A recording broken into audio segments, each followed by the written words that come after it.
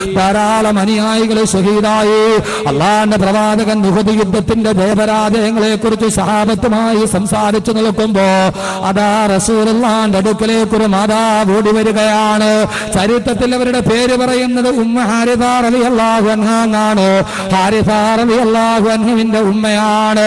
എന്റെ ശബ്ദം കേൾക്കാൻ ഇവിടെ തടിച്ചുകൂടി എന്റെ പ്രിയപ്പെട്ട ഉമ്മമാരോട് ഇത് കേട്ടിട്ട് നിങ്ങൾക്ക് ഇങ്ങനെ പറയാൻ കഴിയുമോ എന്ന് ചിന്തിക്കുക. ഹാരിസ വന്നിട്ട് അല്ലാഹുവിന്റെ റസൂലിനോട് പറയുന്നു, നബിയേ, യാ റസൂലല്ലാഹ്, യാ ഹബീബല്ലാഹ്, അല്ലാഹുവിന്റെ തിരുദൂതരെ, അല്ലാഹുവിന്റെ തിരുദൂതരെ, എന്റെ മകനായ ഹാരിസ അങ്ങയുടെ കൂടെ ഉഹദ് രണാങ്കണത്തിൽ പങ്കെടുക്കാൻ വന്നതാണ്. എല്ലാവരും യുദ്ധം കഴിഞ്ഞ് തിരിച്ചു പോയിട്ടും എന്റെ മകനായ ഹാരിസ വന്നില്ല നബിയേ, അവരാരും ഇവിടേക്ക് എത്തിയില്ല നബിയേ. വടിക്കണ്ണുമായി കാത്തിരുന്നിട്ടും എന്റെ ഹാരിസ വന്നിട്ടില്ല. അല്ലാഹുവിന്റെ റസൂൽ വല്ലാതെ വിഷമവിത്തത്തിലായി. എന്റെ ഹാരിസ എവിടെ നബിയേ? അല്ലാഹുവിന്റെ റസൂലിന്റെ കൂടെ ധർമ്മസമരത്തിന് പോയ പ്രിയപ്പെട്ട മകനെ കാണാൻ കഴിയാതെ ആകുലതയോടെ വ്യാകുലതയോടെ ഒരു മാതാവ് വന്ന് പൊട്ടിക്കരയുമ്പോ അല്ലാഹുവിന്റെ റസൂൽ എന്ത് ചെയ്യണമെന്നറിയാതെ മുഖം കുനിച്ചിരുന്നു പോയി. കാരണം റസൂലുള്ളാഹിക്കറിയാം ഹാരിസക്ക് എന്ത് പറ്റിയെന്ന്, ഹാരിസക്ക് എന്ത് പറ്റിയെന്ന് തുറന്നു പറയാൻ കഴിയാതെ അല്ലാഹുവിന്റെ റസൂൽ മുഖം കുനിച്ചു നിൽക്കുമ്പോ ആ സമയത്തും ഹാരിസ റളിയല്ലാഹു അൻഹു പറയുന്നു, നബിയേ, അസാബഹു സഹുമന ഗർബുൻ, അസാബഹു സഹുമന ഗർബുൻ, എന്റെ മകനായ ഹാരിസാനെ ആരോ ഒളിയമ്പെയ്ത് കൊന്നു എന്ന് ഞാൻ അറിഞ്ഞു നബിയേ. രണാങ്കണത്തിൽ അങ്ങയുടെ സംരക്ഷണത്തിന് വേണ്ടി കാത്തു നിൽക്കുമ്പോ ആരുടെ ഒളിയമ്പ് നെഞ്ചിലേക്ക് തുളച്ചു കയറി എന്റെ ഹാരിസ വഫാത്തായെന്നറിഞ്ഞു നബിയേ. അല്ലാഹുവിന്റെ റസൂൽ അത്ഭുതപ്പെട്ടു പോയി. തന്റെ മകൻ മരണപ്പെട്ടു എന്നറിഞ്ഞിട്ട് ഇനി എന്ത് വിശേഷമാ മകനെ കുറിച്ച് അറിയേണ്ടത്? ഓ സമയത്ത് ഹാരിസ റളിയല്ലാഹു അൻഹുവിന്റെ മാതാവ് ചോദിക്കുന്നതെന്താ? യാ റസൂലല്ലാഹ്, സ്വാഭാവികമായിട്ട് മരിച്ചു കഴിഞ്ഞാൽ മകന്റെ മരണത്തിന് സാക്ഷികളായവരോട് നമുക്ക് ചോദിക്കാനുള്ളതെന്താ? ഗൾഫിൽ വെച്ചെങ്ങാനും മകൻ മരണപ്പെട്ടു പോയാൽ ഗൾഫിൽ അടുത്തുള്ള സുഹൃത്ത് നാട്ടിൽ വന്ന അവനോട് ഉമ്മയ്ക്ക് ചോദിക്കാനുള്ളതെന്താ? എന്റെ മകനായ ഹാരിസ നബിയെ, അവന്റെ ശരീരത്തിലേക്ക് ചാട്ടുളി തുളച്ചു കയറി മുതുകിലൂടെ വെളിയിലോട്ട് ചാടി എന്റെ മകന്റെ ശരീരത്തിലൂടെ രക്തം തടം തല്ലിയാ തൊടുകുമ്പോ അവൻ ഉമ്മ എന്ന് വിളിച്ചു നബിയേ. അവൻ ഉമ്മ എന്ന് വിളിച്ച അവസാനം എന്നെ വിളിച്ചവൻ കരഞ്ഞോ നബിയേ? അറിയാൻ താല്പര്യമില്ല ഉമ്മ ഹാരിസക്ക് നബിയേ. അവന്റെ ശരീരത്തിലെ രക്തം മുഴുവനും തടം തല്ലിയാ തൊടുകി തൊണ്ട വരണ്ടുകൊണ്ട് മരണത്തെ മുഖാമുഖം കാണുമ്പോ എന്റെ പൊന്നുമോനായ ഹാരിസ വെള്ളം വെള്ളമെന്ന് പറഞ്ഞ് നിലവിളിച്ചോ നബിയേ? അറിയാൻ താല്പര്യമില്ല ഉമ്മ ഹാരിസക്ക്. ഉമ്മ ഹാരിസ എന്ന മാതാവിന് അറിയേണ്ടതെന്താ?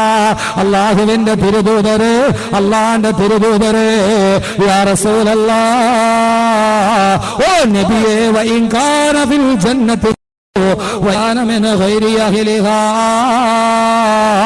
اجتهدت عليه بالبكاء. ഓ നബിയേ, എന്റെ മകനായ ഹാരിസ അങ്ങയുടെ ദീനിനു വേണ്ടി സംരക്ഷണത്തിന് വേണ്ടി പാടുപെടുമ്പോ അവന്റെ വെട്ടിമുറിക്കപ്പെട്ട കൈകാലുകൾക്ക് പകരമായി തടം തല്ലൊഴുകിയ രക്തത്തുള്ളികൾക്ക് പകരമായി നാളെ അല്ലാഹുവിന് സ്വർഗം കൊടുത്താൽ എന്റെ മകനെ എനിക്ക് ഇവിടെ വെച്ച് പിരിഞ്ഞാൽ കുഴപ്പമില്ല. നാളെ സ്വർഗത്തിൽ വെച്ച് എന്റെ മകനെ എനിക്ക് കാണാൻ കഴിയുമോ? എന്നാൽ ഞാൻ ക്ഷമിച്ചു നബിയേ. അതല്ല വഇൻ കാന മിൻ ഗൈരി അഹ്ലിഹാ, എന്റെ മകനെങ്ങാനും നരകത്തിന്റെ അവകാശിയാണെങ്കിൽ ഇജ്തഹത്തു അലൈഹി ഫിൽ ബുകാ, എന്റെ മകനെ ഓർത്ത് കരഞ്ഞു കരഞ്ഞ് എന്റെ കണ്ണുനീര് വെട്ടിപ്പോകും നബിയേ. ഓ നബിയേ, എന്റെ മകൻ സ്വർഗാവകാശിയാണോ അതല്ല നരകാവകാശിയാണോ?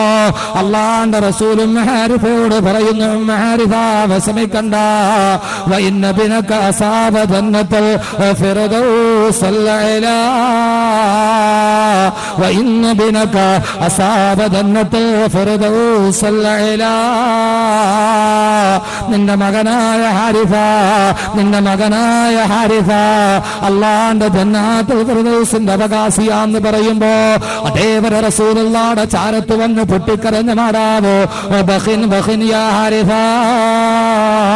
സബാഷ് മോനെ സബാഷ് എന്ന് പറഞ്ഞുകൊണ്ട് ആ ഉമ്മ റസൂലുള്ളാഹിന്റെ ചാരത്ത് നിന്ന് തിരിച്ചു പോയെങ്കിൽ ആരെക്കുറിച്ചാണ് ഞാൻ ഈ പറയുന്നതെന്നറിയുമോ? സ്വന്തം മകന്റെ മരണവൃത്താന്തം അറിയുമ്പോ ആ മകൻ നാളെ സ്വർഗത്തിലാണെങ്കിൽ ക്ഷമയോടെ ചിരിച്ചു കണ്ടു കടന്നുപോയ സഹോദരങ്ങളെ, സഹോദരിമാരെ, മാതാപിതാക്കള് അവരൊക്കെ മക്കളെ വളർത്തിയത് സ്വർഗത്തിന് വേണ്ടിയാ. അവരൊക്കെ മക്കളെ വളർത്തിയത് സ്വർഗത്തിൽ കാണാൻ വേണ്ടിയാ. അവരൊക്കെ മക്കളെ വളർത്തിയത് നാളെ പരലോകത്തവരുടെ കൈ പിടിക്കാനാ. അവരൊക്കെ സന്താനങ്ങളെ പോറ്റി വളർത്തിയത് നാളെ പരലോകത്തിന് വേണ്ടിയാ. നമ്മൾ നമ്മുടെ മക്കളെ വളർത്തുന്നത് ദുനിയാവിന് വേണ്ടിയാണ്. അതുകൊണ്ടാണ് നമ്മുടെ മക്കള് വഴിതെറ്റിപ്പോയത്. അവനെ നമുക്ക് ഡോക്ടറാക്കണം, എഞ്ചിനീയർ ആക്കണം, അവൻ എത്രയെത്രയോ കാഴ്ചപ്പാടുകൾ നമുക്കുണ്ട്, ശരി തന്നെ ആക്കിക്കൊള്ളുക. പക്ഷേ അവനെ ദീനിയായൊരു ചുറ്റുപാടിൽ വളർത്തണ്ട്, അവനെ നമസ്കാരമുള്ളവനാക്കണ്ട്, അവൻ നോമ്പ് പിടിക്കുന്നവനാക്കണ്ട്, അവൻ അല്ലാ എന്ന് വിളിക്കുന്നവനാകണ്ട്. അവൻ പള്ളിയിൽ നിന്ന് തൈക്കാവിൽ നിന്ന് മഗ്‌രിബിന്റെ ബാങ്ക് മുടങ്ങുമ്പോ അല്ലാഹു അക്ബർ അല്ലാഹു അക്ബർ എന്ന് ബാങ്ക് വിളിക്കുമ്പോ പള്ളിയിൽ പോയി നിസ്കരിക്കുന്നവനാകണ്ടേ. അവന് ധർമ്മമറിയുന്നവനാകണ്ടേ. അവനെ ഒരു മദ്യപാനിയാക്കണോ? അതുകൊണ്ട് എന്റെ സഹോദരങ്ങളോട്, പ്രത്യേകിച്ച് എന്റെ ഉമ്മമാരോട് പറയുകയാണ്, അൽ ഉമ്മഹഖുലു തർബിയത്തുൽ ഔലാദ്. ഉമ്മമാരാണ് മക്കളെ തർബിയത്ത് ചെയ്യുന്നതിൽ ഏറ്റവും കൂടുതൽ കടമയുള്ളവർ. അതുകൊണ്ട് മാതാപിതാക്കളെ മറക്കരുത്. എപ്പോൾ ദുആ ചെയ്താലും ഒരു മാതാപിതാക്കൾ മക്കൾക്ക് വേണ്ടി ദുആ ചെയ്യണമെന്ന് അല്ലാഹുവിന്റെ വിശുദ്ധ ഖുർആൻ മക്കൾക്ക് വേണ്ടി മാതാപിതാക്കൾ ചെയ്യുന്ന ദുആ അല്ലാഹു പെട്ടെന്ന് സ്വീകരിക്കുന്ന ദുആയാണ്. എത്ര ആളുകൾ 5 വഖത്ത് നമസ്കരിക്കുമ്പോ ആ നിസ്കാരത്തിന് ശേഷം അല്ലാഹുവേ എന്റെ മക്കൾ അവരെ നന്നാക്കണേ അല്ലാ എന്ന് പറഞ്ഞ് നിസ്കരിച്ചിട്ട് ദുആ ചെയ്യുന്ന എത്ര മാതാപിതാക്കളുണ്ട്? അതുപോലും ചെയ്യാൻ കഴിയാറ്. അവൻ മദ്യപിച്ചാൽ അവനെ കുറ്റം പറയാൻ പറ്റുമോ? അവൻ എവിടെ പോയാലും ആദ്യമാരെയാ പറയേണ്ടത്? അല്ലാഹു നിന്നോട് ചെയ്യാൻ പറഞ്ഞത് നീ ചെയ്തോ? അല്ല പറഞ്ഞത് എന്താ? 5 വഖത്ത് നിസ്കരിച്ചിട്ട് നിന്റെ മക്കൾക്ക് വേണ്ടി ദുആ ചെയ്യണേ. എന്നാൽ നമ്മുടെ മക്കൾ ആരാകുമെന്നറിയുമോ? ഇബ്രാഹിം നബിയുടെ മകൻ ഇസ്മായിൽ നബിയെ പോലെയാകും. വാപ്പാ മകനെ കൊല്ലാൻ വേണ്ടി, കഴുത്തറുക്കാൻ വേണ്ടി കത്തി കഴുത്തിലോട്ട് വെക്കുമ്പോ, മൂർച്ചയുള്ള കത്തി തന്റെ കഴുത്തിലോട്ട് താടാൻ പോകുമ്പോ ആ സമയത്ത് പിതാവേ യാ അബതി ഫഅൽ മാ തുമർ സതജിദുനി ഇൻഷാ അല്ലാഹു മിനസ് സാബിരീൻ. ആരാ പറയുന്നത്? പിതാവ് രാവിലെ എഴുന്നേറ്റിട്ട് മകനോട് പറയുകയാ, മകനെ വാപ്പ ഇന്നലെ രാത്രിയിൽ ഒരു സ്വപ്നം കണ്ടു. ആ സ്വപ്നം മറ്റൊന്നുമല്ല, നിന്നെ ബലിയെറുത്തിട്ട് അല്ലാഹുക്ക് കൊടുക്കണമെന്ന് സ്വപ്നം കണ്ടിരിക്കുകയാ. നമ്മളെങ്ങാനും നമ്മുടെ മക്കളോട് പറഞ്ഞ മക്കളുടെ പ്രതികരണം എന്തായിരിക്കും?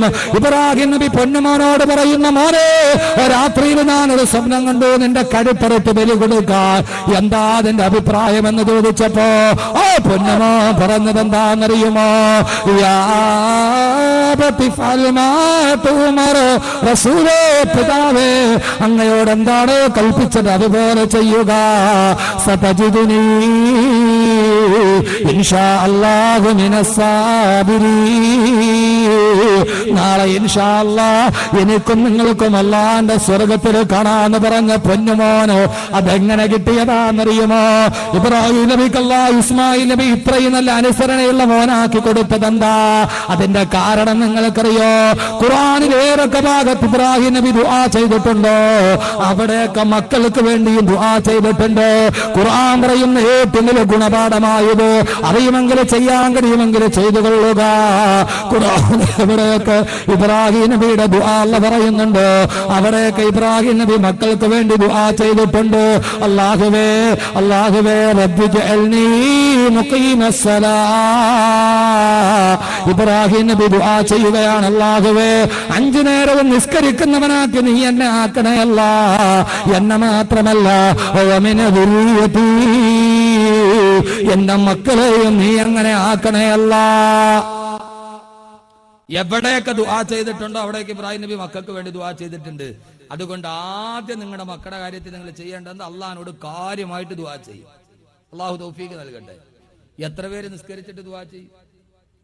എത്ര പേര് നിസ്കരിച്ചിട്ട് മക്കൾക്ക് വേണ്ടി ദുആ ചെയ്യാറുണ്ട്? സ്വന്തം മക്കൾക്ക് വേണ്ടി. എന്റെ സഹോദരി, നീ നിന്റെ മക്കളെ കുറിച്ചിട്ട് ഇത്രയും ആവലാതിയും വേവലാതിയും ഒക്കെ പറയുമ്പോ വീട്ടിലെ മുസല്ലയില് കമഴ്ന്ന് കിടന്ന് സുജൂദി കിടന്ന് അള്ളാഹുവേ എന്റെ കുഞ്ഞുങ്ങൾ, പടച്ചവനെ അവര് ഗൾഫിലാണ്, അവര് ജീവിതത്തിന് വേണ്ടി പോയിരിക്കുകയാണ്, പടച്ചവനെ നീ അവർക്ക് നന്നാക്കണേ അള്ളാഹുവേ, വഴി തെറ്റിക്കല്ലേ അള്ളാഹുവേ, പടച്ചവനെ എന്നെ പോലെ എന്റെ മക്കള് നിസ്കാരക്കാരനാക്കണേ അള്ളാഹുവേ. എത്ര പേര് ദുആ ചെയ്യാറുണ്ട്? പടച്ചവൻ എന്റെ മോൻ SSLC ജയിക്കണേ അള്ളാഹുവേ, +2 ജയിക്കണേ അള്ളാഹുവേ. നമ്മൾ ദുആ ചെയ്യും. എന്റെ മോൻ ഡോക്ടർ ആകണേ അള്ളാഹു, ആയിക്കോട്ടെ, അങ്ങനെ തന്നെ ആവണം. അതോടൊപ്പം തന്നെ അള്ളാഹു എന്റെ മകനെ നീ 5 നേരം നിസ്കാരക്കാരനാക്കണേ എന്നെ പോലെ. വാപ്പാ നിസ്കരിച്ചിട്ടുണ്ടെ മോൻ നിസ്കരിക്കുക. വാപ്പാ നിസ്കരിച്ചാലല്ലേ മോൻ നിസ്കരിക്കൂ. വാപ്പ എങ്ങനെ ജീവിക്കണതനുസരിച്ച് മക്കളും ജീവിക്കും, ഇല്ലേ? ആദ്യം വാപ്പാ നിസ്കരിച്ച് കാണിച്ചു കൊടുക്കണം മക്കൾക്ക്. ഇത് വാപ്പാ നിസ്കരിക്കാതെ മക്കളോട് നിസ്കരിക്കാൻ വേണ്ടി പറഞ്ഞ കാര്യങ്ങൾ നടക്കൂ. വാപ്പായും ഉമ്മായും എങ്ങനെ ജീവിക്കണോ? ഒരു മോനെ സുന്നത്ത് കല്യാണം നടത്താൻ വേണ്ടി പിടിച്ച്, മോനെ മാർക്ക കല്യാണം നടത്താൻ വേണ്ടി വിളിച്ച്, ഒസാ വീട്ടിൽ വന്നപ്പോ ഇവ ഇറങ്ങി ഓടി. ഇവ ഓടി ചെന്നൊരു മരത്തിന്റെ മുകളിൽ കയറി വന്നു. ഉമ്മ മരത്തിന്റെ താഴെ നിന്ന് വിളിയോട് വിടിയാ, മോനെ ഇറങ്ങി വാടാ. ഞാൻ വരൂല്ല. എടാ ഇറങ്ങി വാടാ, നിന്റെ സുന്നത്ത് കിടത്തിട്ടാ. അള്ളാണെ ഇറങ്ങി വരൂല്ല. ഉമ്മ മരത്തിന്റെ ചോട്ടിൽ നിന്ന് വിളിച്ച് മടുത്തടാ, മോനെ നീ ഇറങ്ങി വാടാ, എന്റെ സുന്നത്ത് കിടത്തിട്ട് ഇറങ്ങി വാടാ. ഇവ എന്ത് ചെയ്താ മരത്തിൽ നിന്ന് ഇറങ്ങൂല. അവസാനം ഉമ്മ മരത്തിന്റെ ചോട്ടിൽ നിന്ന് മടുത്ത്, മോനെ എടാ സുന്നത്ത് കിടത്തിനോടാ, അത് നടത്തിയില്ലേ ശരിയാവൂലടാ, നീ ഇറങ്ങി വാടാ. ഞാൻ ഇറങ്ങൂല. അവസാനം നിന്ന് മടുത്ത് വന്ന് കലി വന്നപ്പോ ഉമ്മ അറിയാം, എന്നാ പിന്നെ ഒരു കാര്യം, നീ ഇറങ്ങണ്ട, നീ നിന്റെ വാപ്പാനെ പോലെ തന്നെ നടക്കും.